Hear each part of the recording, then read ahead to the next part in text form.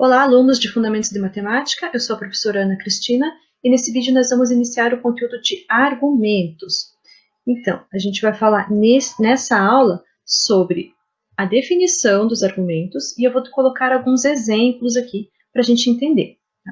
Vamos direto ao assunto, vou começar já com a definição. O que é um argumento?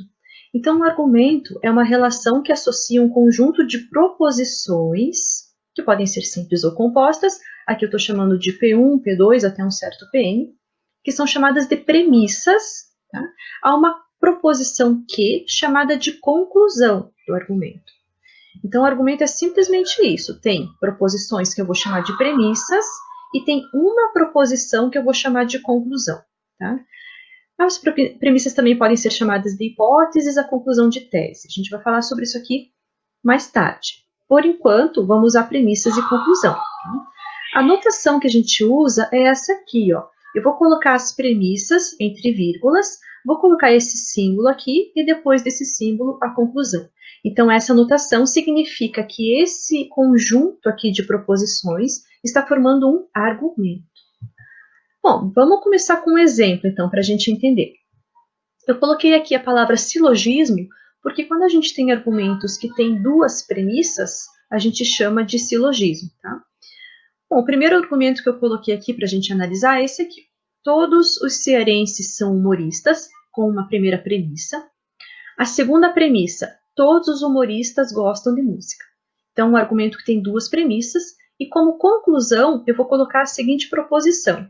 Todos os cearenses gostam de música. Bom, tenho duas premissas, uma conclusão, eu estou formando aqui um argumento.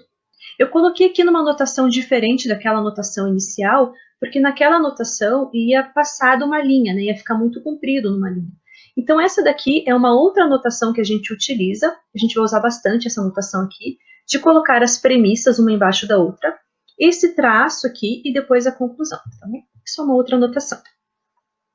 Ok, esse é um primeiro argumento, um silogismo, tem duas premissas. Eu vou colocar um segundo argumento. O segundo argumento tem, como uma primeira premissa, que todos os cientistas são loucos. Como segunda premissa, Martiniano é louco. Então, tenho duas premissas. Como conclusão, vou colocar a seguinte proposição. Martiniano é um cientista. Bom, talvez alguns de vocês possam ter notado que tem uma diferença entre esses dois argumentos, né? Talvez o primeiro pareça certo, o segundo não. É verdade, existe uma diferença, sim, e a gente já vai falar sobre isso. A gente vai falar sobre validade de um argumento.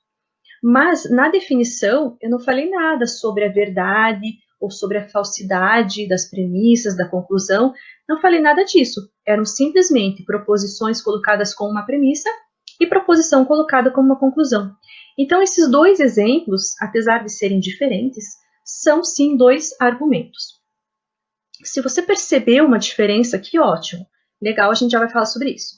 Se você não percebeu que tem uma diferença, não se preocupe, a gente vai falar sobre isso, você vai entender por que são diferentes, tá? O argumento, ele é um raciocínio, é uma inferência. Então, esses dois argumentos aqui estão fazendo algum tipo de raciocínio. Pode estar na nossa concepção certo ou errado, né? Mas isso é a nossa concepção, a gente vai ver validade daqui a pouquinho, tá? Bom, eu coloquei aqui como observação que o primeiro argumento é válido e o segundo não. E é exatamente sobre isso que a gente vai falar agora. Então, por que um é válido, por que o outro não é válido? Vamos ver o que é a validade de um argumento. A gente diz que um argumento é válido quando a sua conclusão é uma consequência obrigatória do seu conjunto de premissas. Ou ainda, um argumento é válido quando sua conclusão é verdadeira, sempre que as premissas são verdadeiras. Então, olha só, a verdade das premissas é incompatível com a falsidade da conclusão. Eu não posso ter um argumento onde todas as premissas são verdadeiras e a conclusão é falsa. Isso eu não posso ter, porque daí seria um argumento não válido, ok? Então, olha só. Veja que a gente não está falando sobre a verdade ou a falsidade das premissas que compõem o argumento, mas da validade desse. Vocês já vão entender essa observação aqui no exemplo, que eu vou voltar nos dois exemplos que eu coloquei inicialmente ali para a gente analisar a validade. E aí a gente vai entender o que essa observação aqui está querendo dizer. Vamos começar lá com o exemplo 1. Então, a gente tinha as duas premissas e a conclusão. A primeira premissa, vamos olhar aqui. Todos os cearenses são humoristas. Essa proposição é uma proposição verdadeira ou é uma proposição falsa? Bom, não é verdade que todos os cearenses são humoristas, né? Podem ter cearenses que não são, há de ter, né? Então não seria uma proposição verdadeira, seria uma proposição falsa aqui no nosso mundo real. Mas isso não importa. Por quê? O que diz a validade? Diz o seguinte: se as premissas forem verdadeiras, necessariamente a conclusão tem que ser verdadeira. Então, como é que a gente vai analisar isso? Esse exemplo, eu vou usar diagramas para representar o que está querendo dizer essas premissas aqui, para a gente ver se essa conclusão é verdadeira. Olha só, se todos os cearenses são humoristas, vamos pensar no conjunto de todos os cearenses. Então, todos os cearenses estão num certo conjunto. E todos os humoristas é um outro conjunto de pessoas. Se eu estou dizendo que todos os cearenses são humoristas, eu estou querendo dizer que o conjunto dos cearenses está dentro do conjunto dos humoristas. Não pode ter nenhum cearense que não está. Então, eu vou representar através de diagramas. Então, a primeira premissa, né? A primeira premissa está dizendo exatamente isso aqui, ó. O conjunto dos cearenses está inteiramente contido no conjunto dos humoristas. Não tem nenhum cearense que está fora do conjunto dos humoristas, ok? Bom, vamos olhar a segunda premissa. O que diz a segunda premissa? Todos os humoristas gostam de música. Bom, eu tenho aqui um novo conjunto, ó, as pessoas que gostam de música. E essa premissa está me dizendo que o conjunto dos humoristas está dentro do conjunto dos que gostam de música. Todos os humoristas gostam de música. Então, se eu for representar um conjunto dos que gostam de música, ele tem que estar nesse formato aqui, ó. Eu tenho os cearenses, os humoristas, e os que gostam de música. É um conjunto ainda maior, que engloba todos os humoristas, né? Os humoristas gostam de música. Tá? Bom, se acontece a premissa 1 e se acontece a premissa 2, acontece a conclusão? Se a premissa 1 é verdadeira, se a premissa 2 é verdadeira, a conclusão é verdadeira? Vamos analisar o que diz a conclusão. Todos os cearenses gostam de música. Bom, os cearenses estão aqui, ó. O conjunto dos cearenses ficou dentro do conjunto das pessoas que gostam de música. Então, é verdade a conclusão. Então, esse argumento aqui, ó, é um argumento válido, tá? Por isso que eu falei aquela observação que a gente já ia entender. Não importa se as premissas são verdadeiras, se são falsas. O que importa é a construção que a gente está fazendo aqui, né?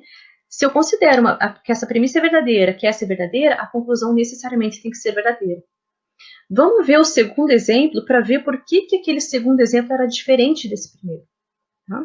Então, no segundo exemplo, a gente tinha o seguinte: todos os cientistas são loucos, era a primeira premissa. A segunda, Martiniano é louco. Bom, na primeira premissa, eu tenho um conjunto de cientistas e tenho um conjunto de loucos. Ele está dizendo que o conjunto dos cientistas está dentro do conjunto dos loucos. Tenho essa representação aqui. Os cientistas são loucos, certo? A segunda premissa está dizendo que Martiniano é louco. Então, eu tenho uma pessoa aqui que se chama Martiniano e ele é louco. Bom, se ele é louco, ele tem que estar no conjunto dos loucos, né? Ele tem que estar dentro do conjunto grande aqui dos loucos. Mas o Martiniano pode estar aqui dentro, ele pode estar aqui no conjunto dos cientistas, mas ele pode estar aqui, ó. Se ele estiver aqui, ele é louco, né? Eu estou fazendo a segunda premissa que ser verdadeira, porém, ele não será cientista. Tá? Então, vou colocar o Martiniano aqui, ó. Se o Martiniano estiver aqui, eu ainda tenho que as duas premissas são verdadeiras, todos os cientistas são loucos, o Martiniano é louco, mas a conclusão não é verdadeira. O Martiniano não é cientista, está fora do conjunto dos cientistas. Então, esse argumento aqui é inválido, ou é um argumento não válido, tá? Eu posso ter as premissas verdadeiras e a conclusão falsa. Então, apesar de ser um argumento, não é um argumento válido. Por isso eu coloquei aquela observação lá, antes do exemplo 1, que dizia, vou voltar aqui, que o estudo dos argumentos não leva em conta a verdade ou a falsidade das premissas que compõem o argumento, mas tão somente a validade desse, né? A validade, considerando, então, premissas verdadeiras, o que acontece com a conclusão. Tá? Vamos ver mais um exemplo aqui. Então, martiniano. Aqui, ó, vamos ver mais um exemplo para a gente ver, analisar se é um argumento válido ou não válido. A primeira premissa: todos os homens são pássaros. A segunda premissa: nenhum pássaro é animal. Será que com essas duas premissas eu posso concluir que nenhum homem é animal? Então pensa um pouquinho. Todos os homens são pássaros e nenhum pássaro é animal. Então nenhum homem é animal? Posso concluir isso aqui? Vamos ver, vamos fazer o mesmo esqueminha de fazer os conjuntos. Ó. Todos os homens são pássaros. Tem um conjunto de homens, tem um conjunto de pássaros, e o conjunto dos homens está inteiramente dentro do conjunto dos pássaros. O segundo, nenhum pássaro é animal. Bom, agora tem o conjunto dos animais, e como é que ele se relaciona aqui? Nenhum pássaro é animal. Bom, então eu tenho o conjunto dos pássaros, e o conjunto dos pássaros não pode ter interseção nenhuma com o conjunto dos animais, né? Porque nenhum pássaro é animal. Então, o conjunto dos animais está disjunto desse conjunto, está inteiramente fora desse conjunto. Eu posso representar assim, ó, o conjunto dos homens e dos pássaros e fora o conjunto dos animais. Ele não pode ter interseção nenhuma com o conjunto dos pássaros. Tá? Bom, com isso, o que acontece com a conclusão? Nenhum homem é animal. Ok, nenhum homem é animal, ó, porque o conjunto dos homens também não tem interseção nenhuma com o conjunto dos animais. Se dos pássaros não tem, o dos homens também não vai ter. Então, esse também é um argumento válido, ok? Bom, essa é uma primeira forma de analisar os argumentos e nos próximos vídeos, desculpe, nós vamos ver outras formas de ver a validade de um argumento, tá? De uma forma mais simbólica. Por enquanto, o que eu queria que vocês entendessem é essa diferença entre construção e conteúdo de argumentos. Qualquer dúvida, poste lá no fórum. Até o próximo vídeo.